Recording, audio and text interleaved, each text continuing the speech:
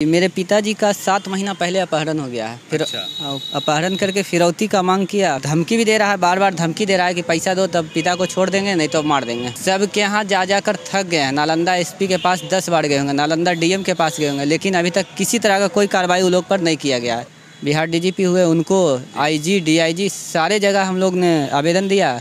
माननीय मुख्यमंत्री श्री नीतीश कुमार जी को भी आवेदन दिया, लेकिन अभी तक किसी तरह का कोई कार्रवाई नहीं किया गया। बीजेपी ऑफिस में 10 से 15 दिन गए होंगे। 10-15 दिन में कोई अभी तक बीजेपी ऑफिस के द्वारा या फिर वहाँ के कुछ लोगों के द्वारा कोई भी नहीं, कोई कुछ नहीं किया गया है। मंत्री हुए शहनवाज हुसैन जी भी बोले कि हम देखते हैं, इस पर कार्रवाई करवाते हैं, लेकिन कुछ नहीं किया गया। माननीय डिप्टी सीएम रेणु देवी जी का द्वारा भी कहा गया कि हम इसको मामला को हम आगे बढ़वाते हैं, लेकिन कुछ भी नहीं किया गया। अभी तक हम लोग को किसी तरह का कोई सहायता ही नहीं दिलाया गया। पुलिस को मिलाकर शराब का कारोबार करता है। अभी भी नालंदा जिला में उसका 8-10 केस उस पर चल रहा होगा। हम लोग के पास रहने के लिए व्यवस्था नहीं है। जहाँ तहाँ रह रहे हैं तो पैसा कहाँ से हम उसको देंगे।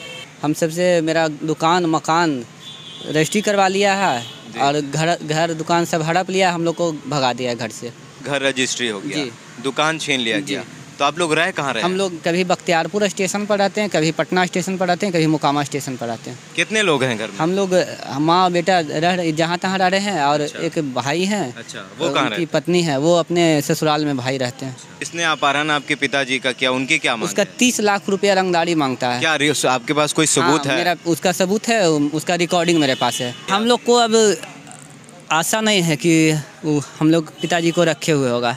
घर का जितना सामान है वो सारा सामान 5 पिकअप में लोड करके पूरा घर का सामान लूट कर लेकर चला गया।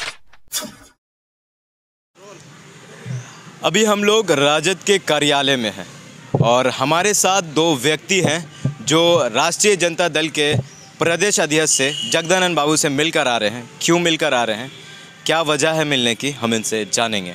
क्या नाम है आपका? मेरा नाम सुनील कुमार हुआ है। क्या हुआ, क्या बातचीत हुई? जी, मेरे पिताजी का 7 महीना पहले अपहरण हो गया है। फिर अपहरण करके फिरौती का मांग किया। फिरौती नहीं देने पर ज़बरदस्ती हम सबसे मेरा दुकान मकान रजिस्ट्री करवा लिया है और घर दुकान सब हड़प लिया, हम लोग को भगा दिया है घर से। और वो धमकी भी दे रहा है, बार बार धमकी दे रहा है कि पैसा दो तब पिता को छोड़ देंगे, नहीं तो मार देंगे।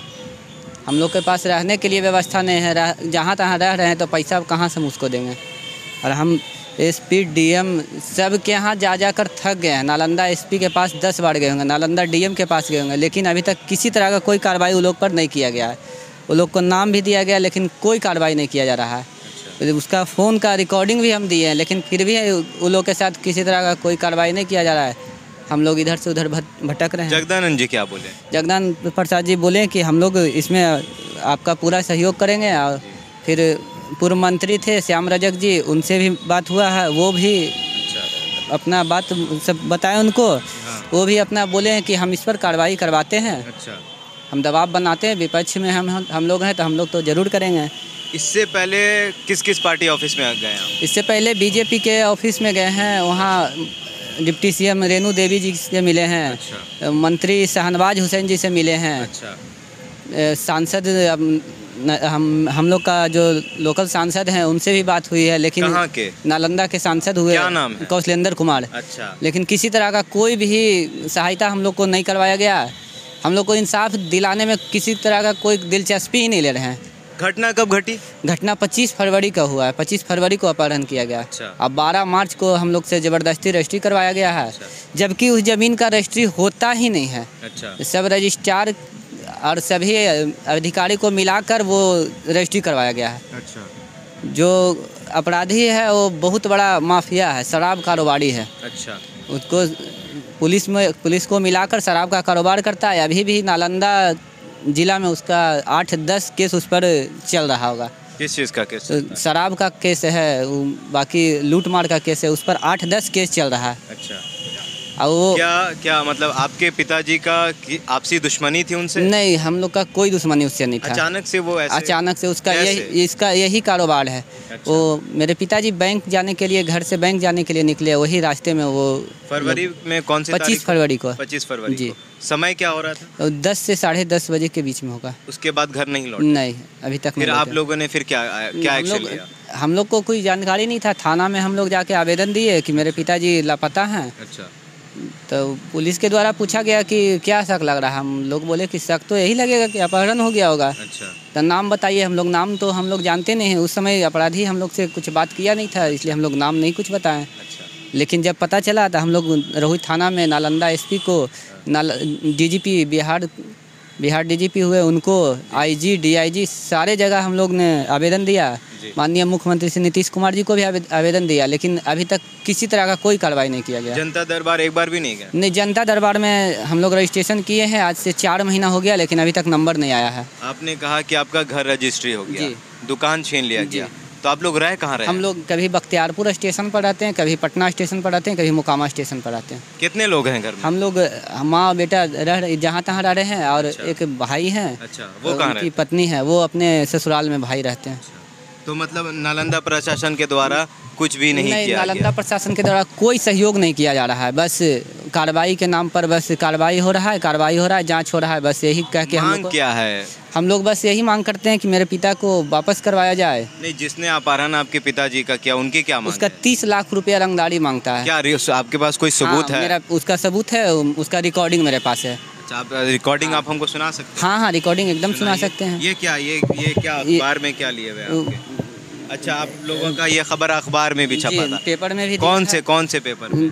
हिंदुस्तान में दिया है, दैनिक जागरण में दिया है, प्रभात खबर में दिया है, दैनिक भास्कर में दिया है। यहाँ आप पटना में कितने दिन से? पटना में हम लोग 2 महीने से हम लोग इधर से उधर घूम रहे हैं। सबसे पहली बार आप किस पार्टी में गए? बीजेपी के ऑफिस में गए। अच्छा, बीजेपी के ऑफिस में गए। कितने दिन वहाँ पर, कब तक जाते रहे? हम लोग बीजेपी ऑफिस में 10 से 15 दिन गए होंगे। 10-15 दिन में कोई अभी तक बीजेपी ऑफिस के द्वारा या फिर वहाँ के कुछ लोगों के द्वारा कोई भी नहीं? कोई कुछ नहीं किया गया है। मंत्री हुए शहनवाज हुसैन जी भी बोले कि हम देखते हैं, इस पर कार्रवाई करवाते हैं, लेकिन कुछ नहीं किया गया। माननीय डिप्टी सीएम रेणु देवी जी का द्वारा भी कहा गया कि हम इसको मामला को हम आगे बढ़वाते हैं, लेकिन कुछ भी नहीं किया गया। अभी तक हम लोग को किसी तरह का कोई सहायता ही नहीं दिलाया गया कि उन लोगों पर ना कार्रवाई किया जा रहा है, ना कुछ हो रहा है। तो मतलब वो लोग एकदम आराम से रह रहा है। वो लोग एकदम आराम से घूम रहा है। पुलिस बोल रहा है कि हम उस सब पर कार्रवाई कर रहे हैं, खोज रहे हैं, वो लोग आराम से बैठा हुआ है। तो आपके पास जो रिकॉर्डिंग था, क्या आपने प्रशासन को नहीं सुना? हाँ, प्रशासन को रिकॉर्डिंग भी भेजे हैं। उसके बाद भी कोई एक्शन नहीं? कोई एक्शन नहीं लिया गया। आपने जगदानंद जी को रिकॉर्डिंग सुना? हाँ, रिकॉर्डिंग सुनाए हैं। ये लोग भी सुन के भी लोग हैरान हैं कि इस तरह का इतना बड़ा हो गया घटना, फिर भी पुलिस कुछ नहीं कर रहा है। सरकार का बहुत बड़ा। माता जी क्या नाम है आपका माता जी? सुशीला देवी। सुशीला देवी, क्या घटना हुई थी, आप कुछ बता सकती हैं? बस उतना बोले नहीं कर, हार्ट की बीमारी है, उतना नहीं बोल सकते। अच्छा, हार्ट की बीमारी है, हम उतना नहीं बोल सके। क्या लगता है आपके पिताजी लौट के आएंगे? हम लोग को अब आशा नहीं है कि वो हम लोग पिताजी को रखे हुए होगा। वो 7 महीना से आपका घर लिखा गया, दुकान लिखा गया, उसके बावजूद कोई मतलब मरम्मत नहीं उन लोगों की? नहीं, कुछ नहीं। अभी तक वो लोग अभी धमकी ही दे रहा है। और 30 लाख की मांग? हाँ, 30 लाख रुपया रंगदारी का मांग कर रहा है। और वो वहाँ नालंदा एसडीओ के द्वारा जांच भी किया गया कि तुम लोग घर बेचा है कि नहीं बेचा है। अच्छा। उसका भी जांच किया गया है। मतलब पुलिस ने जांच किया कि आपकी बात सच है कि नहीं? सत्य है कि असत्य है, लेकिन जांच में भी सही पाया गया कि वो लोग जब बेचते तो पैसा देता, फ्री का तो कोई घर देगा नहीं किसी को। घर रजिस्ट्री करवाया है, कोई पैसा का कुछ लेन देन नहीं है।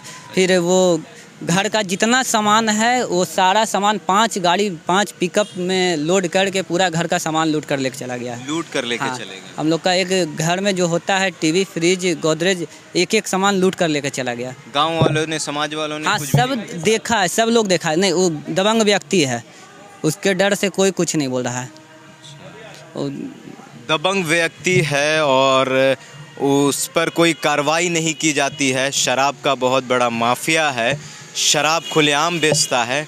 इनके पिताजी का अपहरण हो गया है। प्रशासन के तरफ से, सुशासन बाबू के तरफ से, बीजेपी ऑफिस गए, हर जगह गए।